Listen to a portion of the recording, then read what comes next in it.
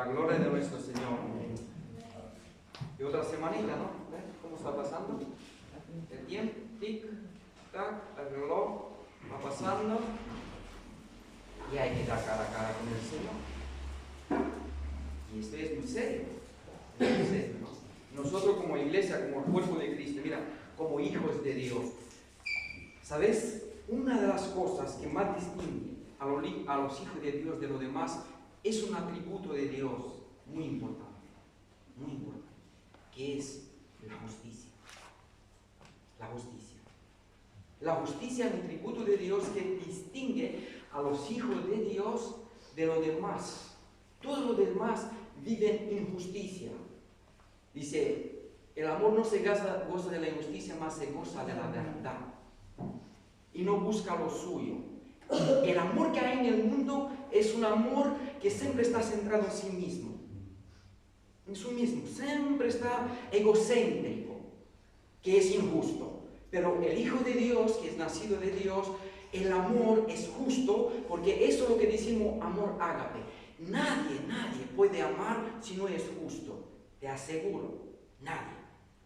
Para eso es un atributo de Dios que Dios pone en cada hijo suyo cuando uno se nace de nuevo. Andar en justicia. Mira cómo dice el Salmo 145. Versículo 17. Justo es Jehová en todos sus caminos y misericordioso en todas sus obras. Justo es Jehová en todos sus caminos. Entonces un hijo de Dios, ¿cómo debe de ser? Justo en todo su camino, porque por eso somos hijos de Dios. Y voy a leer otro versículo en Efesios capítulo 4. Mira cómo nos dice Efesios capítulo 4. Ahora ofrendamos. Y todos tenemos que hacerlo con corazón puro en justicia. Lo dice aquí en capítulo 4, versículo 22. En cuanto a la pasada manera de vivir, despojado del viejo hombre que está viciado conforme a los deseos engañosos, y renovado en el espíritu de vuestra mente, y vestido del nuevo hombre creado según Dios, escúchala bien, en la justicia y santidad de la verdad. En la justicia y santidad de la verdad. Nadie puede amarse, porque el que no es justo es parcial y no puede amar a todo el mundo como Dios nos ama. Y eso es importante, ser justo como el Señor es justo. Y también en primera de Juan, capítulo 3, versículo 7, nos dice, hijito, nadie os engañe. El que hace justicia es justo como Él es justo.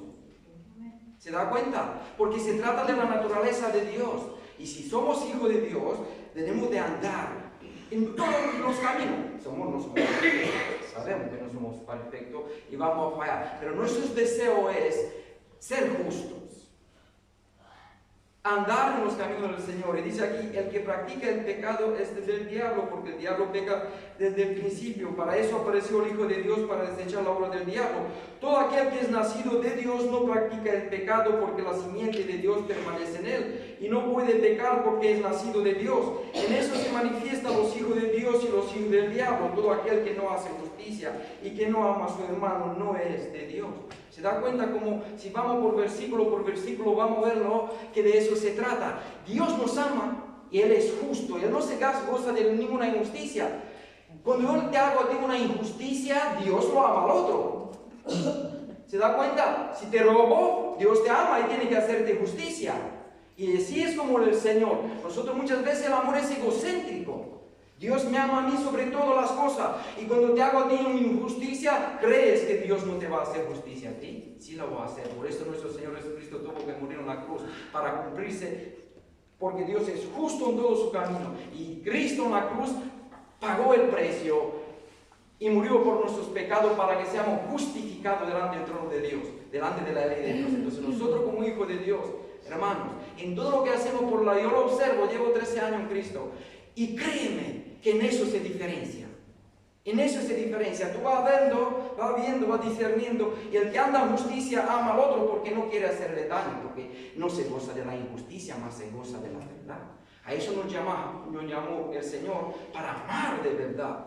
Amar de verdad. Ese amor filio es un cariño que podemos tener, vale, pero no es el amor que Dios quiere de nosotros.